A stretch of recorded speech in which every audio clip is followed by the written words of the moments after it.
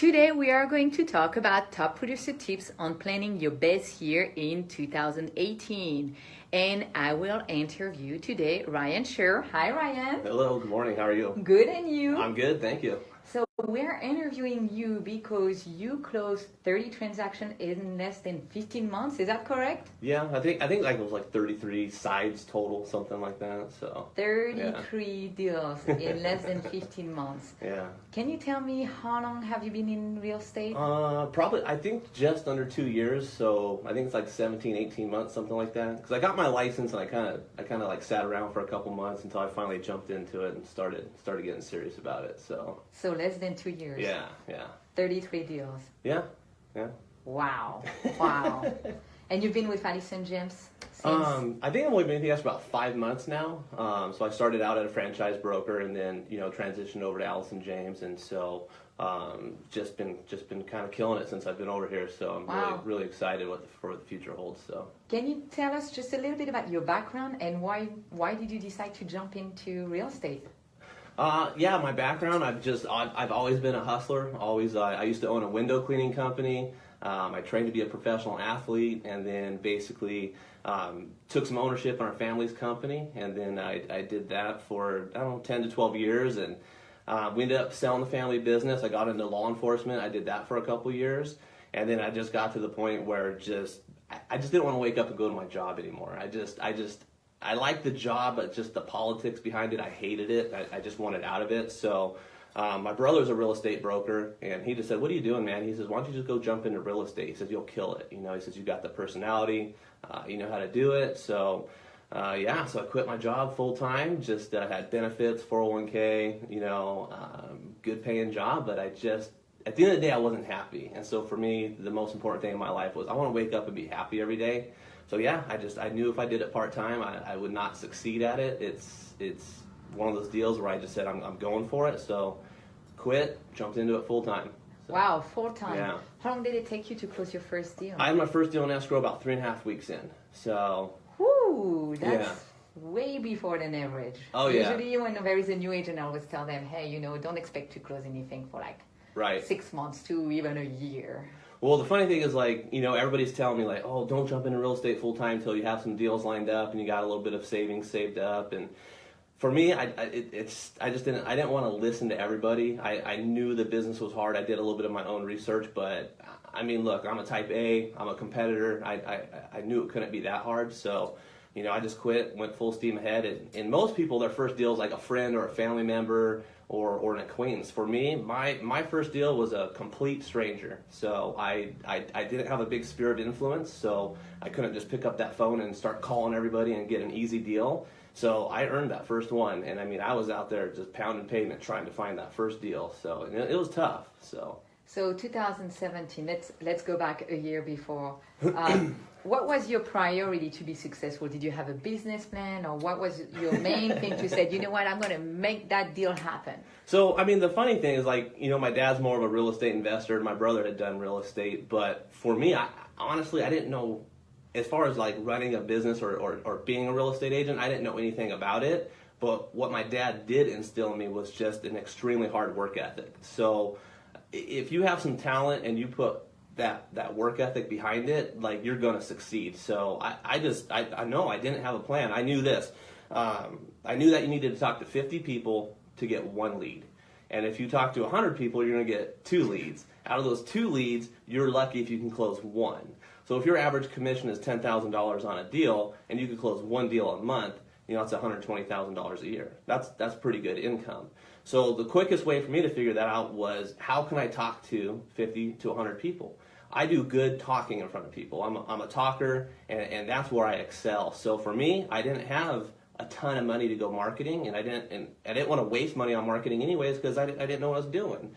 So for me, I door knocked. I mean, it was summertime when I started, so I'm out there wearing dress shirt, tie, getting bloody knuckles. I was pounding those doors down. I was like a shark in the water. I need a deal. I don't have a paycheck coming in, So that's what my motivation was. Is every day I went home, I'd look at my wife and know, hey, I'm not bringing home a paycheck, so I got to be serious about this. And so that's what my game plan was. Just back to the basics of what real estate really was. It doesn't matter whether you're selling real estate or whether you're selling alarm systems or you're selling candy. It doesn't matter. It's a numbers game. You got to get in front of people and you got to let them know you're doing real estate. So for me, that's what I did that first year. So go back to the old school trick, connecting with people, Right. cold calling, right? Calling, door knocking. You can't go wrong with that. Oh, and it's brutal. Like Yeah. I didn't get into. I want to get into real estate because I used to hustle machinery, so I was always like buying these machines, fixing them up, and selling them. I was really good at that. But those were warm people. They liked you. They wanted to talk to you. So I thought, hey, getting into real estate, man, it's no brainer. This will be freaking easy. Man, I'm out there hitting those doors. People do not want to talk to you. It's not like a reality TV show where it's like, man, I'm a real estate agent. My phone's blowing up. People are calling me.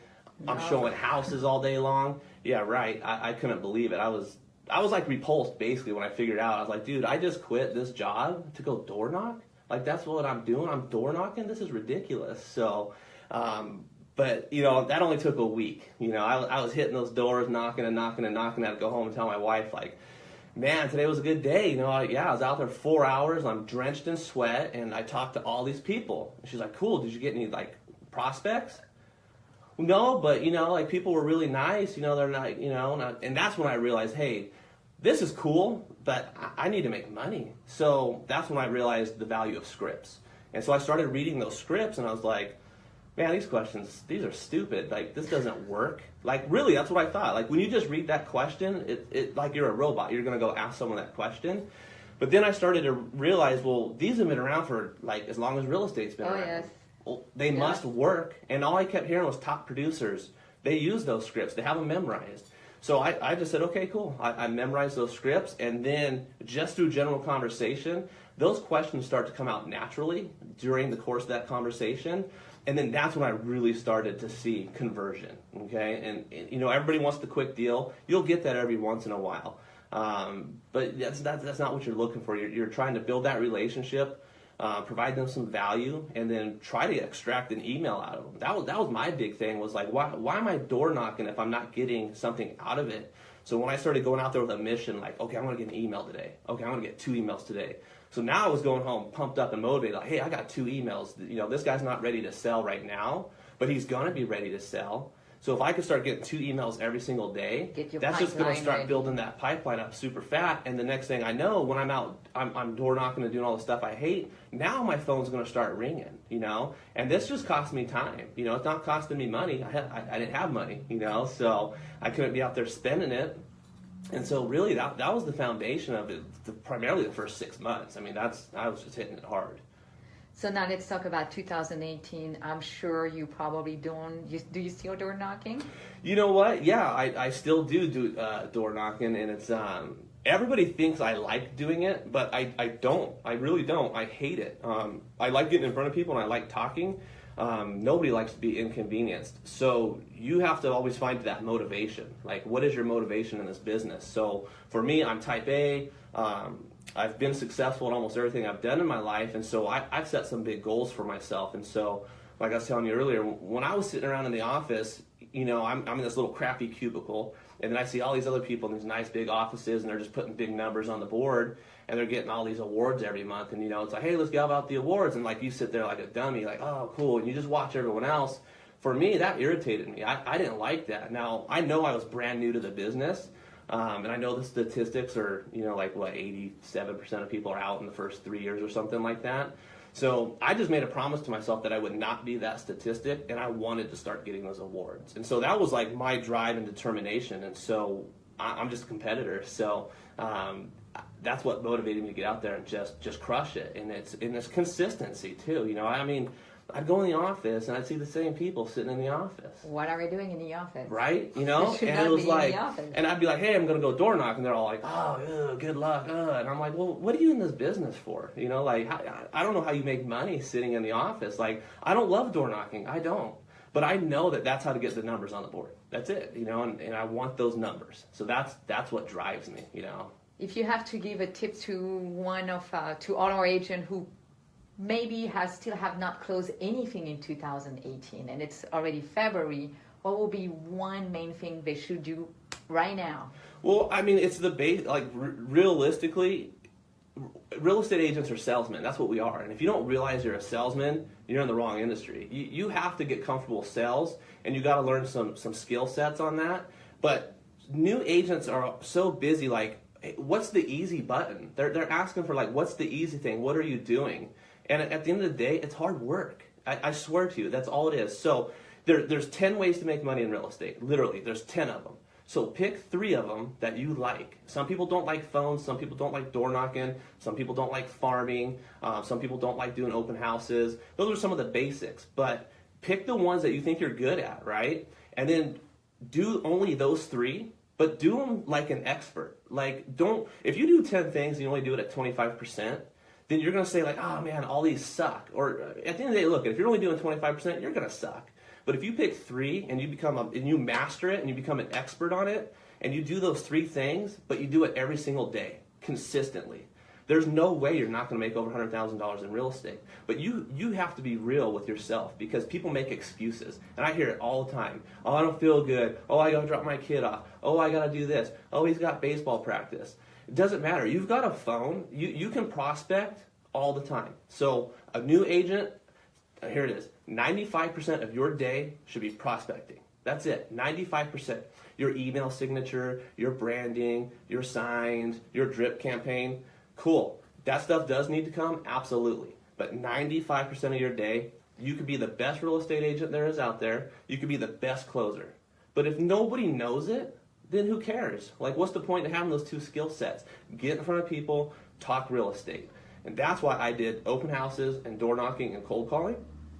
Stop researching everything. Stop asking everybody else what they're doing. Stop browsing around. Yeah, I mean, if you have a big sphere, man, get that phone out. Call everybody. Tell everybody you're in real estate. If you don't have that big sphere, get in open houses. My God, like, open houses are a freaking gold mine. Yeah, let's talk about open house. I think that's what you like to do. You do a lot of open house. Yeah, that's where I got my first deal. You know? Okay. And the funny thing is this. So my first deal was an open house. Okay, they were a buyer. They bought a property. And I'm actually going to list that same property they bought. So within under 2 years, I already have a client for life that I put them in the home, and then now they trust me to sell that same home. Some plans came up in their career, and they're moving.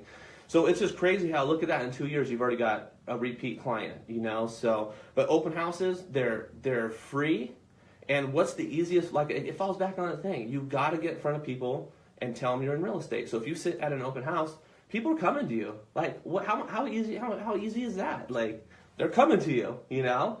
So I'm a big fan of open houses, big time. Can you tell them what you shared with me earlier about, working during the open house, being efficient? You are in an open house. Why not bring in your laptop and get your social media done, or just being efficient with your time? I treat my open houses like a professional athlete, man. That's training. That's training day, right? So if you're gonna go set up for that open house, do it right. And so I know a lot of people ask questions about open housing, so I could give some pretty quick basics on it, and these are things that I figured out. I watch a lot of new agents go find the pretty home. Oh, this one looks bitchin'. Oh, look at that kitchen. Oh, these great photos. Fantastic. But when you're buried in 40 cul-de-sacs inside a neighborhood, dude, who cares? You're in an open house to get people in that house to get a lead. So if you got to take 15 turns to get to your open house, you're not getting people in that open house. So that's like mistake number 1. Pick a spot off a busy street, 1 or 2 turns. If the house sucks, who cares? I mean, my best open houses are the crappiest open houses. They're just total fixer-uppers, TLCs, but you go in prepared. You got flip properties. You got to know what's going on. You know when they walk in that door, they're going to be like in and out there in 5 seconds, but that's gold. That gives you an opportunity to impart your knowledge. Hey, did you guys see the property over on ABC Street or 123 Street? Hey, what are you guys doing right now? I mean, there's a whole lot more to the pre-qualifying process, but don't be afraid to shut that house down and then go show a couple other different open houses. But do your research before you get in there, Know your taxes, know the schools in the area. That's big for the open houses. So you think easy access to the open house Huge. is more important than Absolutely. the quality of the home? Absolutely. I agree with you. How many times I did not go to Right? an open house because it's like go left and go right, and I can't even follow the sign anymore. Yeah. I literally search all vacant open houses on the MLS, and then it could go deeper into like, if you're really trying to do a farm area and you want to specifically be in your farm, okay, whatever. But for me, dude, I needed a deal. I didn't care what town, what city, where it was at. I need to sit in an open house and get it. So I'd look online, find a vacant open house, boom, killer location. That's the one I'm tackling, right? Hit up the agent, hey man, because obviously you're brand new, you don't have listings. So I'd hit up that agent, and then here's the thing. So everybody has their technique and their style to things. A good friend of mine he's a good friend of mine. So he was the open house master. Everybody said, hey, this guy just makes his living. Can I give a shout out? But that was Jim. That's my buddy Jim Brindle. So hi, Jim. He's got techniques that some people agree with and disagree with. Whatever, that's fine. But he was a big proponent. He made a living off just doing open houses, and so I used to sit in open houses with him and kind of learn from him. And so the biggest thing that I learned from him was, like, it goes back to that 95% should be prospecting. So if I need to do 4 hours worth of admin work, or I want to work on that drip campaign or my CRM, or I want to study some scripts, or I want to make a couple follow-up phone calls, well, that's when it dawned on me. There's only so many work hours in the day. So if you go set up shop in an open house, that's your office for the day. So bam, now you've got 4 hours of admin work, and then now you've also put yourself in a position where you've got the floodgates open. People are going to come to you and potentially talk real estate. So that way you get an 8-hour workday done in 4 hours. And so to me, that was huge. I would do all my work at the open house. I mean, I would do 5-7 open house. I mean, if you can do 7 days a week, do open houses, rock it out. If there was a vacant open house, listing agent's cool, it's been on the market, they want to get it sold, it's overpriced, dude, set up shop in the house. Hey man, can I do it for 2 weeks straight? Do you think you get a high traffic in open house during the week? Yeah, all it takes is one. So that's the thing to remember too. So I've done open houses where I had 30 people come in. Killer. I didn't get to talk to all 30 people. I'm busy talking to you, and then some people come in, having a conversation. Newer agents, they're going to be weak at pre-qualifying. So if you come in and I can pre-qualify you real quick, and I know you're like garbage, I mean, no offense, you're not my short-term business, you're a long-term prospect. Okay, cool. Well, I don't know what this person is that just walked in, so I need to get their attention real quick and pre-qualify them real quick, and then I got to cherry pick who I think is going to be a good lead for me, because I break this business down into like 2 parts. You have short-term business and then you have long-term business. And so everybody loves short-term business. That's what floats us, right? But the gold and where you make your money is that long-term business. And so if you're in it just for the short term and you're wanting to get rich quick off of the short terms, it's going to drive you crazy. You're going to have commission breath. You're going to just be irritated. So short term, long term. But that's what I got really good at. But yeah, I mean, some days you get lucky and someone walks in the open house. They're pre-qualified. They don't have an agent. They're ready to buy. It's cash buyer. Yeah, that's it. Not even pre-qualified. They have cash. Tuesday, it's 11 o'clock. You're just chilling. Dude comes in, bam, ready to go. So it just takes one. That's just the big thing. Obviously, numbers. It's a numbers game. Get as many as you can. But you're just looking for that one that's ready, willing, and able right now. That's your short term.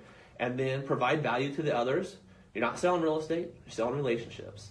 So if you set yourself apart from the other 10 dodo birds that are probably sitting in the open house playing on their phones, know nothing, don't know tax rates, don't know what special assessments are, they don't know anything about the school districts, you're gonna stand out like a rock star, So, but. I see a lot of new agent always saying, "Oh well, I cannot find open house." Did you have any difficulty on finding open house when you were a new agent? No. I just think, again, it falls back on that. I think it's an excuse. My main market, look, I work him at Santa Cena. How do you do to find open house? I looked on the MLS. I didn't care whether it was Temecula, Murrieta, Menifee, Riverside, Banning, Beaumont, Yucaipa, him at Santa Cena. Stop making excuses. Really? You're not going to make money this month because you couldn't find an open house? Dude, I guarantee you I could go online right now and set 10 open houses today if I wanted to. Granted, once I got busier and I had my own listings, I was able to, always have my open houses. But one thing that's frustrating for me too is I found out this the other day, and it just drove me crazy, not to get off topic, but I'm friends with a girl. She just got a real estate license. She's a newer agent. She's, full of whatever you want to call it. Life. Yeah, she's ready to, how it is, you're a new agent, you're going to crush it, right? Yeah. Well, she works with a franchise broker, and the other day I'm like, hey, why don't you go do an open house on my listing? oh, I can't. I was like, what do you mean you can't? She's like, well, my brokerage doesn't allow me to sit in open houses that aren't our brokerage. Oh. And I was like, well, I heard that certain brokerages don't let other outside agents host open houses. But I said, you mean to tell me that your broker isn't even going to let you host an open house just because it's not a listing under your brokerage? She's like, yeah. And I said, listen, you're crazy. You are absolutely out of your mind. They are You're robbing. losing potential of making money. I said, you got 10 for the broker. I said, you got 10 grand to spend in marketing right now? She's like, no. I'm like, yeah. I said, I don't know what to tell you. I said, I would go to a brokerage that gave me 30% of my paycheck if I could go sit and open. That's you're crazy. And so that bothered me. I could not believe that they have these rules that you could not. So I mean, that was crazy to me. So. Let's talk about technology because that's the big thing now. Right. In real estate, you almost have to be like a marketing guru these days. Do you spend any money now on leads? On spend money on leads? Yeah, on getting leads. So that could be like a whole nother like 3-hour interview, obviously, because in the beginning stages, and that's like what I love sharing is just I love sharing about the beginning stages because you have to become an expert at the core, scripts, door knocking, talking to people and converting people. Because look, you could go out and spend $5,000 easy for leads and put 500 leads in your lap. Okay, so if you have 500 leads, but you don't even know how to convert, what's the point? You just dumped all that money to get all these leads, and online leads. I mean, that's a whole. Like I said, that's a whole nother ball game there. But if you don't know how to convert and you don't have those basics, you know, how are you ever going to convert on those people? But the whole first year, I was lucky. Door knock, open house, cold calling. Follow up like a machine. You didn't spend any money on leads? No money. I didn't spend. No money on leads. I didn't spend any money that first year. Literally, it was just hammering the phones, open houses, and then follow up. And that's another thing. Back to your question about what should a new agent do. I can remember a lot of these stats because they're important. So 50 to 1. If you want to make $200,000, just reverse engineer it. Remember we went over that 50 to 1. So just reverse engineer how you're going to do that. I don't know, I lost my train of thought on that one, but... what about business plan? Because it goes back to the numbers. Have you ever like write down your business plan or you just work by the numbers? Oh, yeah, sorry. What I just meant to say was just, so I built my business up that first year just doing the sweat equity. That's what we call it, sweat equity. And so once I did that, today I'm still reaping those benefits because now, like I said, those long-term prospects are calling me. They remembered me, so they called me.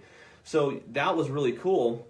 So now that I've built up a pretty good pipeline, like the big thing for me in 2018 is that now I've got a team member that joined up on my team, and so now I'm working with that team member. So once you've kind of figured this game out, it's not real hard to figure out. You got to be motivated and determined to get this. But so yeah, my whole goal now is just lead generation, and then providing leads and letting my agent be successful. I mean, that's, as a team leader, you want your agent to be just as successful as you. And so that's the key to a team. And when I was trying to find team members, they were like, well, what can you do for me? And I was always like, what do you mean, what can I do for you? This is the word team. It's not like this is the golden goose egg where you get this thing and now you're successful. About being together. Yeah, if you don't take direction well and you don't know how to do, like I said, if you can't go into an open house and just convert and get people, I don't want to be giving you leads if you can't even convert on some of those basics. You know what I mean? But I mean that's just a whole different thing. Like, look at if you want to do 15 deals or less, I'm just telling you, you can door knock, you can cold call, and you can open house. If you do an open house, make an open house flyer. Go door knock the neighborhood. You're going to get listings out of it. Trust me. If you're relentless and you continually do it, you're going to get those listings. You start getting up into, you're wanting to do 30, 70, because my goal this year, I'd like to do 75 transactions, because for me... That was one of my questions. Your right. goal for 75 deals, huh? Yeah. Wow. Where are you right now? It's February, 15? Yeah, 15? So in February, I've almost got 20, I almost have like 20 sides lined up on the board here. So I've got some listings that are like, that we're going to sell, they're going to buy. But almost 20 going for. I closed, I think I'm on point 6 or 7 this month. I closed 6 last month. I got a bunch of listings coming up. So yeah, so we'll see. And are you doing open house?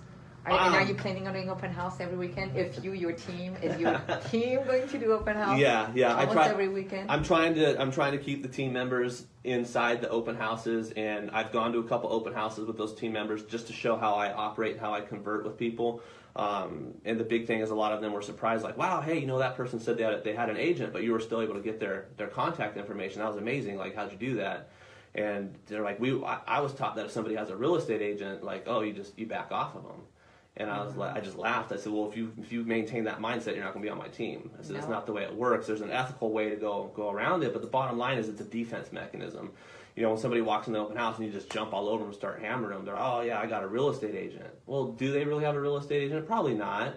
But it's like when we go shopping for like clothes. Yeah, right? Yeah. It's like, hey, can I help you? You're like, no, I'm just looking. Well, yeah, right. You're there to buy a t-shirt. But it's just that initial, like, the dude jumps on you, you're like, dude, I don't want to deal with you right now. Like me, it's funny because I'm like a hardcore salesman, but I can't stand being sold. I can't. It just drives me insane. And Same here. And my wife laughs and she's like, dude, you do the same thing to people. And I'm like, I know, but it drives me crazy. But it's that level of cognizance that is what's made me successful at my open houses, and that's what I teach my agents is like. Everybody has their own. I don't mean to ramble or anything, but it's just. Well, what sets you apart when you do your open house? I get excited about it just because I'm a student of the craft. Like I love it. Like I'm obsessed with real estate, and that's why I succeed. Is because like I'm just telling you, I'm like hyper obsessed with it. Like you said, your green card on of real estate. Yeah, like people say, oh, top producer, and I laugh. I'm not a top producer. Well, it's embarrassing. Like I'm like, dude, until I get to 100, I don't know. So it's neat that people think that and they look up to that, but I think that's why top producers do so well, is because it's never enough. Like, is 100 deals going to be enough for me? No, I'm going to want to do 150. So that's where I'm trying to leverage myself and position myself up there. But the bottom line is everybody has their own style for what they do. Put out your signs. Don't be lazy. Put out, 20, 30 signs. I know it sucks. I hate doing it. So I bring a change of clothes. I put all my signs out. Then I get to the house and I change out. And everybody says to me, and again, you got to pay attention to what people tell you. So when someone comes in my open house, I ask them, hey, how'd you guys find my open house? You guys just driving by? Oh, yeah, we saw your signs. And I laugh. Oh, awesome, man. I was out there sweating. I'm really glad you guys saw the signs because I didn't want to put them out for nothing. Breaking the ice, building the rapport. Some people, man, you walk in that front door, hey, sign in. It's a security reason. Owner wants you to sign in. Yeah, right, man. Look, at everybody has their technique that works for some people. My personality, my style, don't like it. If I walked into an open house and someone shoved that in my face, dude, you're getting Tim Smith at Hotmail. Poor Tim Smith out there, hey, dude, you're getting all my emails. But I'm not going to give you my information. So I'm a big believer in, they probably went, you got to remember, if you're doing an open house, they're probably hitting 6 to 7. Mm-hmm. So if they come in that open house, they probably had 6 dudes already hit them with a sign-in. Are you pre-qualified? Are you working with an agent? They're over it, dude. So when they come in, build that rapport, man. If somebody pulls up in a Prius, whatever, lamest car ever, I don't like them. I'm looking out the door like, I love Prius. Hey, I know. But here's the trick, right? So they pull up in the thing, cool. They walk in. Oh, hey man, I couldn't help but notice you pulled up in that Toyota Prius. What kind of mileage are you getting out of that thing? They're going to talk. Connect with something. Get them talking. Uh-huh. You want them to talk. Ask the questions, let them talk. So make that guy think you just absolutely love the freaking Prius. That's the name of the game. I'm working in law enforcement. I paid a lot of attention to people. So if I see somebody's wearing a shirt and I notice a logo, if it's a sports team, boom. Now, if they're a USC fan, you're a USC fan yourself. UCLA, boom, all over it. Talk about everything beside real estate. Right, and that's the trick. I'm just telling you. So then let them look at the house. You don't have to follow them and sell them on the house. You're just building that relationship.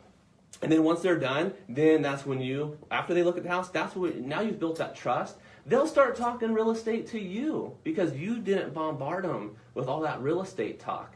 And so then once they start talking to you, then that's where you start to lead capture them. And so that to me is huge. That's like that's my biggest trick.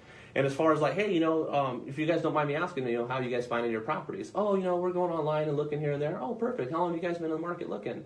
Oh, like 6 months. Wow, 6 months. That's a really long time. Like, what's holding you guys back from writing an offer on a property? And they might say, oh, well, we're getting outbid. Oh, okay, so you guys are working with an agent? Yeah, okay. How's it going? I mean, do you feel like they're putting their best foot forward? Do you guys have a buyer broker by chance? Oh, no, we don't have a buyer broker.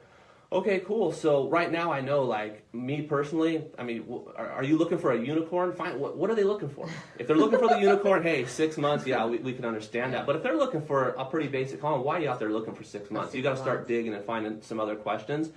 And then I like to just basically tell them, you guys realize that when you work with a buyer's agent, it's free. You don't pay us. The seller pays us. So at the end of the day, if you don't have a buyer-broker agreement, you know, if your agent's not a rock star, just kicking ass, like just showing you the best properties, answering the phone call, providing you service, super knowledgeable, I'd say, hey, I would like to have the opportunity to take you out one weekend. Let me show you a couple different houses. Let me show you how I work. And if you guys like how I work, then, you know, I can get you into a property. So, I mean, totally ethical. You're not, don't ever badmouth anybody else, ever. I think that's the worst thing you could do. It makes you look terrible. Just talk about what you can do and ask those basic, you know, pre-qualifying questions. See if they're a good buyer. But now, if you know it's a hot lead, no buyer agent, and they're ready to go, would you like lock the open house and show house around to that client right now? So that's total like a two-part question. If I just took a listing and I'm doing like my special marketing that I do for a brand new listing, I mean, come on, I owe that seller. I'm in his house that day. Okay. A lot of people think that first open house, look, you're trying to get as many people in and sell the home for that homeowner. I think that'd be pretty disrespectful to shut that house down right then and there and go. But what you need to get good at is have some properties ready for them, but don't give them the address. You got to keep something back. You got to be a little bit of the gatekeeper. Man, if you're done at 4, set an appointment at 4:15 to show those homes.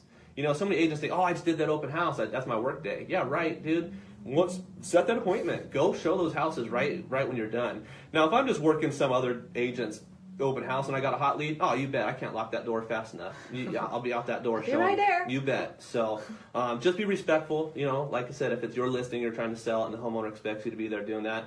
I couldn't even imagine making that phone call to a seller of his home. Like, hey, dude, just had a killer lead walk in, and he wants to buy lock the door. Not your house. He wants to buy someone else's house. So I'm shutting yours down. We're out. I don't think that'd work too well. But just be a master at closing, at setting appointments, and that's another trick I'm good at in open houses is you gotta like. And I mean, it's hard because I could talk days about it because it's like, it's cool, it's exciting, I like it. These are all things I've learned, but it's like, hey, what time works good for you? Stupid question. Don't ever ask that. You have to make people's decisions for them without them realizing it. Is open house still your bread and butter?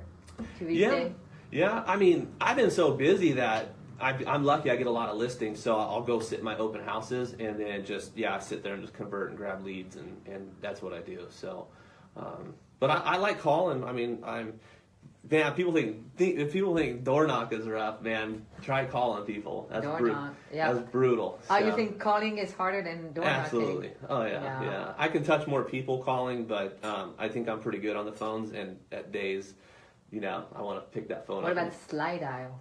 Well, I don't like doing that because here's my technique. So if I leave you a message, you never call me back. Oh, that's some idiot real estate agent. I'm not calling them back. No. If you call someone and you don't leave them a message, man, human nature, they're like, who called?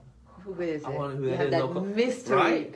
Yeah. And you know what, that happened to me. I was cold calling, and I use a spoof number when I cold call so they don't call right back to my cell phone. So I was cold calling, and then some girl called me back. She's like, hey, yeah, I got a missed call. No idea who it was. I couldn't remember who I called, right? So I'm like, oh, are you, whatever.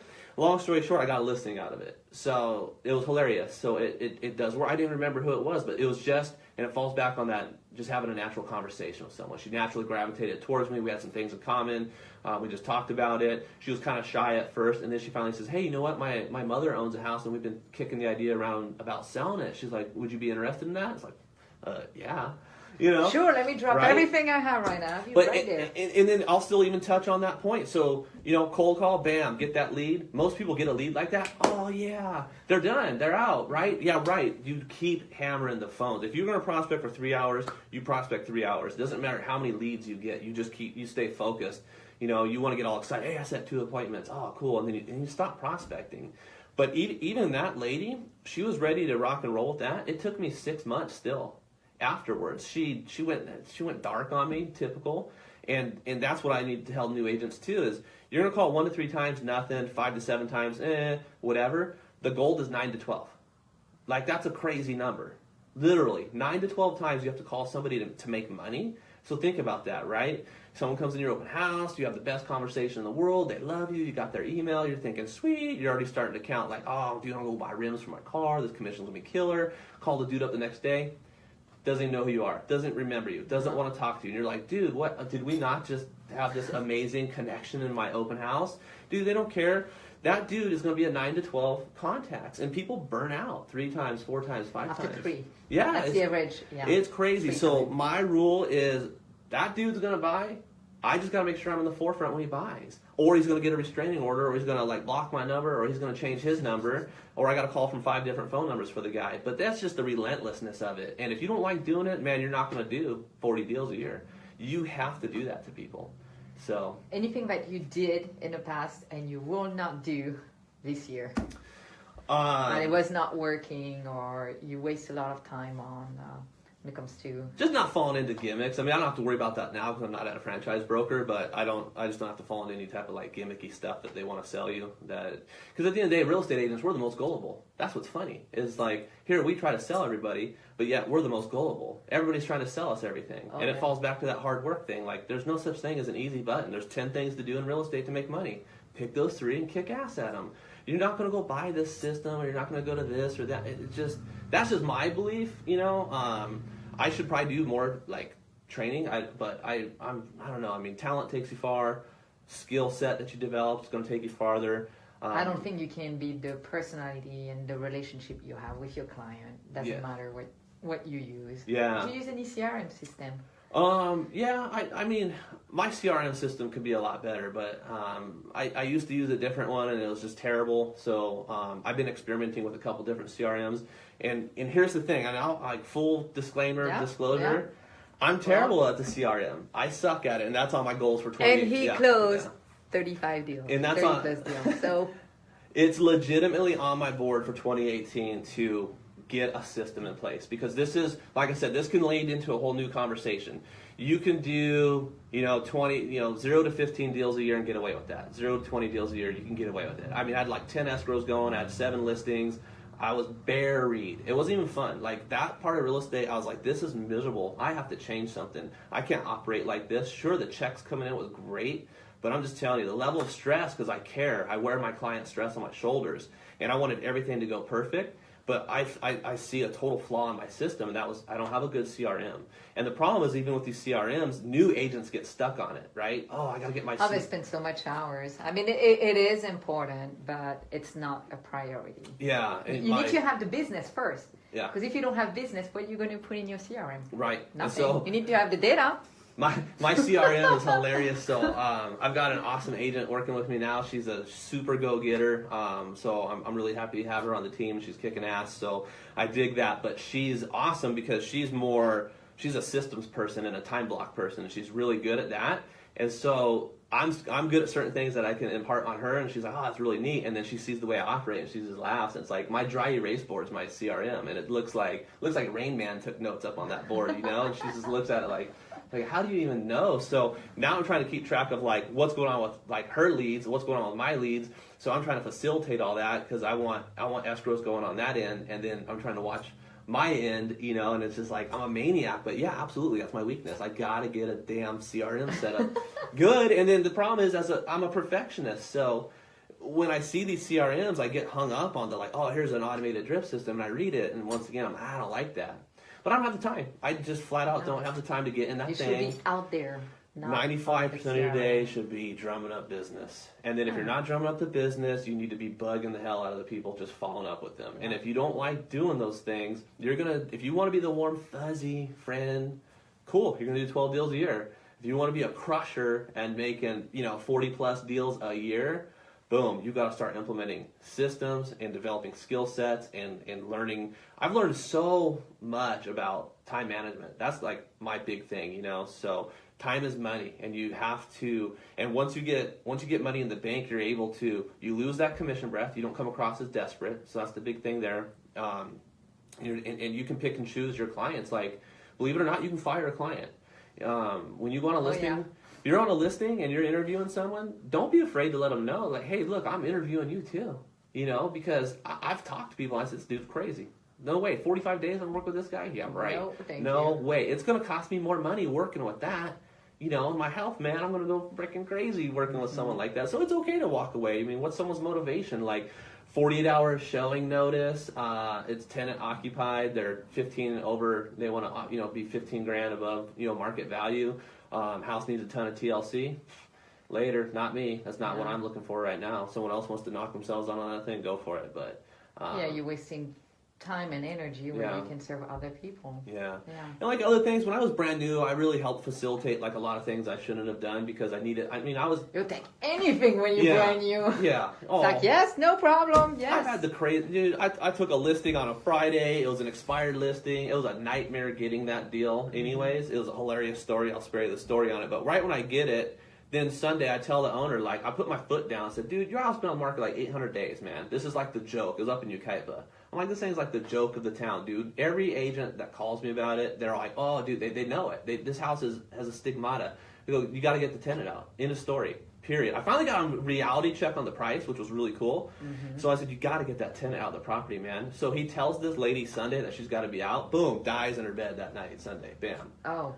So I was like, awesome. Did I facilitate that? Like, I felt terrible, right? Yeah. So, but like the worst part is like, her son was like a total drug addict, and it's, dude, he took my sign and he locked the doors out. He changed out all the locks. He wouldn't allow me to look at the property. I couldn't show it. It was a total nightmare. I ended up selling that thing for like $300 to an investor, cash sight unseen, and then like they bought it, put all this money into it, and it sat on the market a year. And I think they sold it for like $315. Like a total upside down loser, And I was just like telling the seller, like, hey, dude, you crushed it. You don't even understand how good you did, but. So yeah, I mean, in the beginning, I just did a lot of stupid things. There were so many red flags popping up on that deal. I should live and learn, right? Yeah, but I was like, I'm getting this listing. Like, I'm getting it, And then now it's more of like, that was retarded. Why did I even do that? So, but yeah, just doing things like that. Any last minute tips for our agents before we stop our live show? I just think just don't be afraid to set goals that seem unrealistic. Like, don't ask other people what your goals should be. Deep down inside, you know what your goals are, okay? And at the end of the day, if 10 deals is what you love, then that's awesome. Don't let anybody ever judge you and say, oh, you're not a crusher, you're only doing 10 deals. If that's where you're happy and comfortable, do 10 deals. If you're like me, where you really just want to just crank out numbers on the board, and I'm a crazy man, as you can tell, I'm like a crazy maniac. My mind goes, 100 miles an hour. I like to be busy, but just as these newer agents, it's just stop worrying about what people think about you, for number one. Stop asking, all the stuff we talk about. Stop asking other people, like, hey, does this work? Does that work? Start doing it. Take action. That's the best word. Go back to the basic too. Just take action. Stick to it. 50 people for one lead. How can you talk to 50 people? You're getting groceries. Strike a conversation with the gentleman. Hey, have you ever thought about buying real estate in 20? Ask them. Hey, what's your real estate goal for 2018? My wife gets embarrassed all the time, but I ask people that all the time. Oh no, he's talking to people again. And people give you a hard time about it. You say, hey, look, this is what I do for my clients. I'm out working all the time, 24/7. I make it happen. Turn negatives into positives like that. You're out door knocking, people get all irritated at the door. Hey, sir, listen, I would just like to think you could respect the fact, look, it's 105 degrees outside, I'm dressed nice, I'm out here just trying to provide for my family. This is what I do for work. And I said, wouldn't you rather have an agent that's working this hard for you? Like, if I'm willing to be doing this out here knocking the doors, imagine what I'm going to do for you once I take that listing and get this thing up on the market. I'm going to market the snot out of this thing and get it sold. Yeah. So just take action. I don't know. That's the hardest question when people always ask, well, what should a new agent do? Because like Nike said, just do it. My dad's old saying was, you can always lead a horse to the water, can't make that horse drink the water. So either you want to make it in this business, or you don't. You're unrealistic with it. Get out there, kick ass, and mindset, man. You're gonna have up and down days. And the first year you're gonna learn this business is up and down, up and down, up and down, and then more down. Yeah. Yeah. But once you understand that, you can roll the punches better. Because ask anybody that knew me for 4 months around me in the business. They're like, dude, sure, just shut up. Shut up, dude. Shut up. Nobody wanted to hear me talk. Like, I would come in and I acted as if like there's a dark cloud and it's just following me everywhere I went. That's how I felt. I was just like, everybody's like a liar, like nothing, this just sucks, this business sucks, my attitude sucked, it was negative. but it was just understanding how the business works. And then now I look back and I laugh so hard at all those things because I was thinking I should have 10 escrows closing every single month, you know? And it's like, that's not a reality, so. And even as top producer, we do have this dark cloud once in a while come back and, you know, I said, okay, go away. Yeah, You yeah. know? So you'll see a lot of these people the training like positive affirmations and look at what's good in your life and all these things, and it's totally true. Any people inspire you? Yeah. Motivational speakers or anyone you follow? Oh, as far as motivational speakers go, I don't know. I watch everything. I mean, I don't even watch TV anymore. I live on YouTube. There's so much. There we go. And I guess like honestly, if you're a new agent and you feel like your brokerage maybe isn't teaching you what you feel, so don't watch it during the daytime. Like at nighttime, I watch, just get online. There's 2 hours of it. There's a bunch of different people that teach, and they all have different styles. Pick and choose the things that you like, and then like adapt. Make you your know, own. that's kind of what I did. Like I pick and choose from a few different people, and then as you do transactions, and then like I said, the market I work in him at San Jacinto has a lot of tough deals. So I look at it like, you know, when I was working in law enforcement, it's called FTO phase, field training. And so basically they gave you all the crappy calls and they put you in the hardest stressful situations because they wanted you to be ready by the time you got cut loose and you're on your own. You could handle everything. And so that's how I feel about real estate out there, man. I'm like in the war field. Like I'm dealing with like just like the tough deals. So now it's like, hey man, cool, I go take $1 million listing. I'm like, dude, that thing's easy. It's easy. All day long. I sell $100,000 manufactured home. Dude, buckle up. That thing's a freaking roller coaster. You want to talk about nightmares? But I don't shy away from anything. I do any transaction because $100,000 deal I did, they just referred me $1 million listing. Yes. Right? Nothing is too small or too big. Then no? people made fun of me all the time. Like, oh, why are you even selling that trailer? Like, are you kidding Why me? not? I'm like, it's a transaction for one, it's a stat, and it's income. It's not that hard. They bought another place from me, and then they referred me out to that. So why wouldn't I? Yeah. You know, why treat not? everybody, whether it's a $100,000 deal, whether it's $1 million deal, I stick with it. So. Thank you, Ryan. Yeah. Thank you. Sorry, I know I've got like a million things I could go on and on about. If you but, have any question, let us know. Post. We have a lot of people. We probably have some question. Ryan, Yeah. can I email you some question if yeah, some yeah. comes up? And my big thing is like honestly, like I feel blessed with where I'm at in my career, and I can't wait to see like what the future brings. So I'm a big believer in definitely giving back and helping people out. So if anybody's watching this, you know, and I feel like I'm good at motivating people. So like if anybody just wants motivation or if they're hung up on something, I mean, they can reach out to me direct anytime, and you know, I'll be more than happy to help them out because there's plenty of business to go around, and I really feel like the more you give, the more you get back in this industry. So obviously we're not going to share every little tidbit, but I mean, you know, Just a little, not everything. Thank you, Ryan. Awesome. Thank Well, you. Thanks for having me. Thank you, everyone, and have a great week. Bye bye.